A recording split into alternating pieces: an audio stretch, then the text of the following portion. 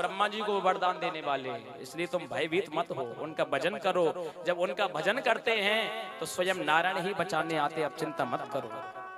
तो कहने का अर्थ है कि मैया हमारी पेट में रह करके भी गर्भवती माँ, ऐसी ऐसी भारतीय संस्कृति में नारी हुई हैं जो गर्भ में रह करके भी बच्चे को स्वावलंबी वीर बना दिया।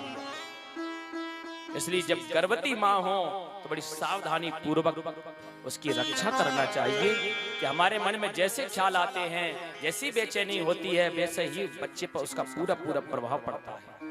हमारे भारतीय संस्कृति में 16 संस्कार है, आज केवल एक ही संस्कार बचा है, वो भी है विवाह। विवाह भी पूरी रीति रिवाज से नहीं होता। पंडित जी महाराज जल्दी कर दो, लगन निकली जा रही है। पंडित जी महाराज ना, लगन से मतलब है आप बड़ी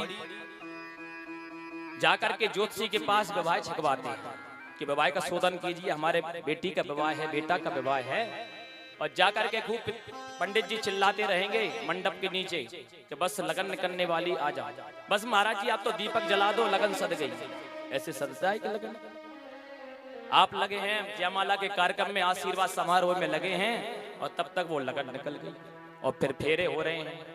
यानी कि शादी में जो मेन क्रिया है वो फेरा ही है। अग्नि की साथ में प्रदक्षिणा होती है, और वो सही मुहूर्त में नहीं हुई तो दाम्पत्य जीवन में फिर परेशानियां खड़ी होती हैं। फिर तलाक लेकर के समस्या होती है, कोई समस्या होती है, फिर कहते हैं महाराज न जाने कैसा विवाह छका और न जाने क्या प्रॉब्लम आई। आप सही धर्म का पालन नहीं करते हैं और सही शास्त्र का सहारा नहीं लेते हैं तो समस्या तो आपके जीवन में खड़ी होगी। आज विवाह संस्कार भी बचा है, वो भी उसको को आडंबर बना दिया, न जाने क्या क्या हो रहे हैं साहब। इसलिए गर्भाधान संस्कार पहला है, मुहूर्त निकलवा के गर्भाधान संस्कार हमारे भारतीय संस्कृति में है।